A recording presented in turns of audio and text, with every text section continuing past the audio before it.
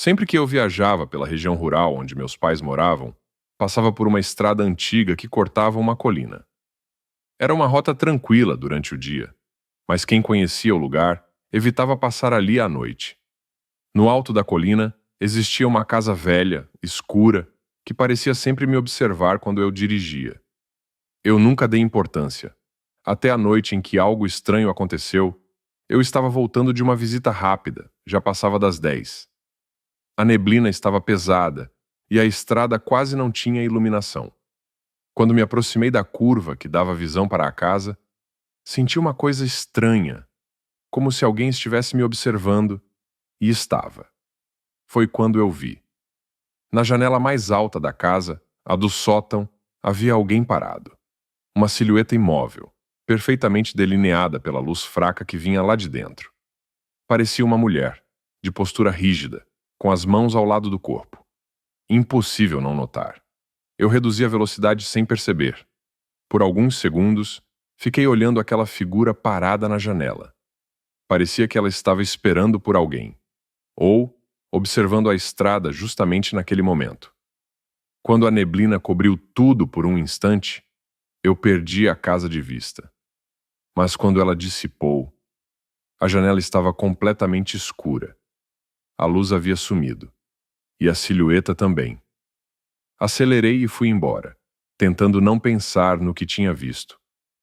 Na semana seguinte, voltei a passar por ali, agora durante o dia.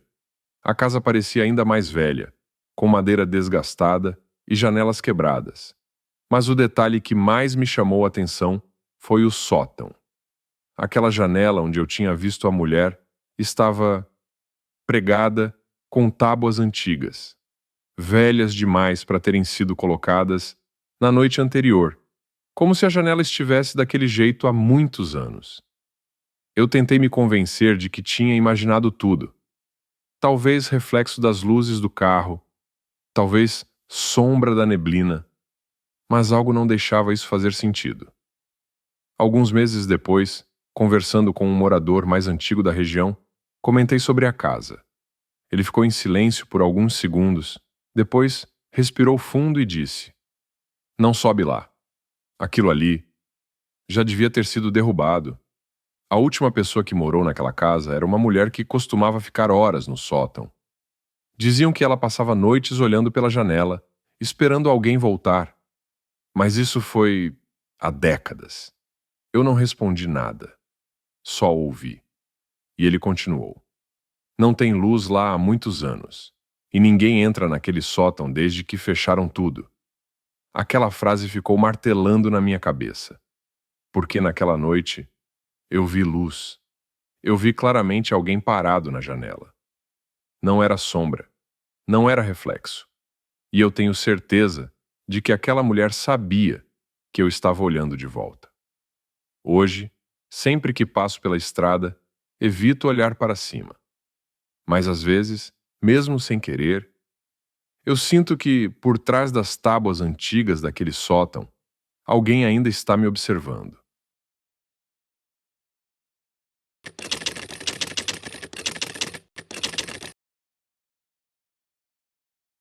Eu e minha esposa sempre sonhamos em ter uma casa de campo. Nada sofisticado.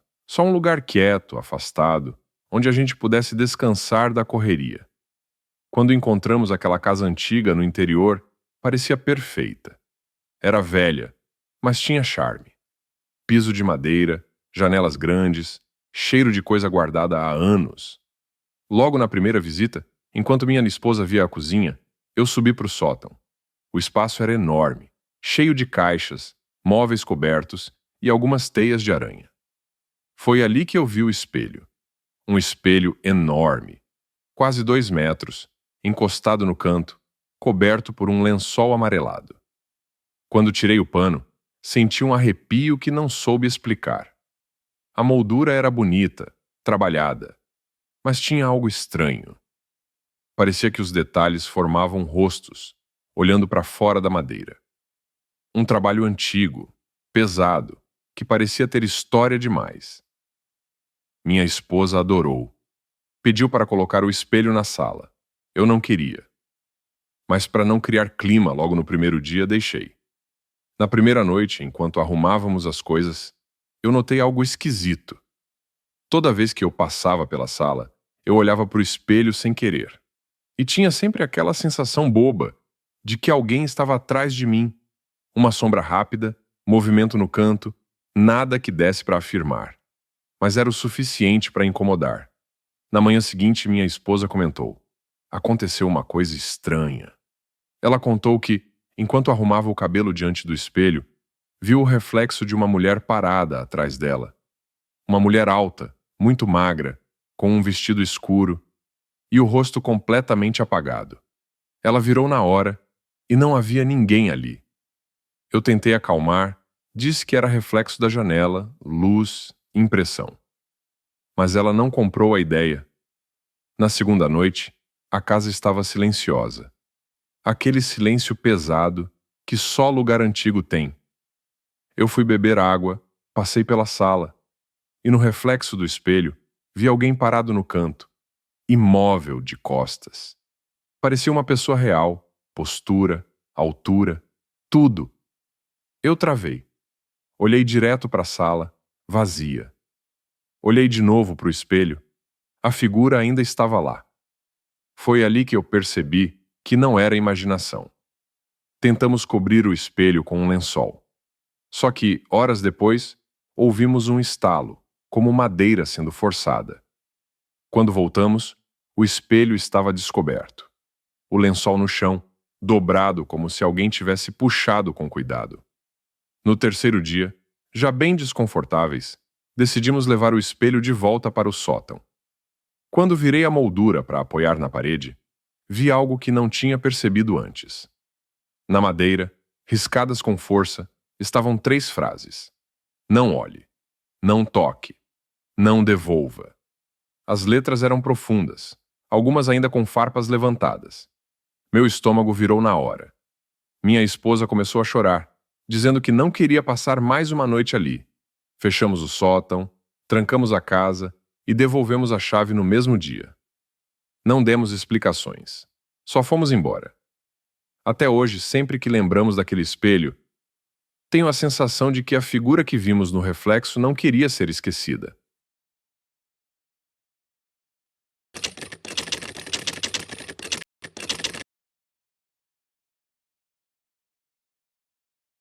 Eu sempre gostei de objetos antigos.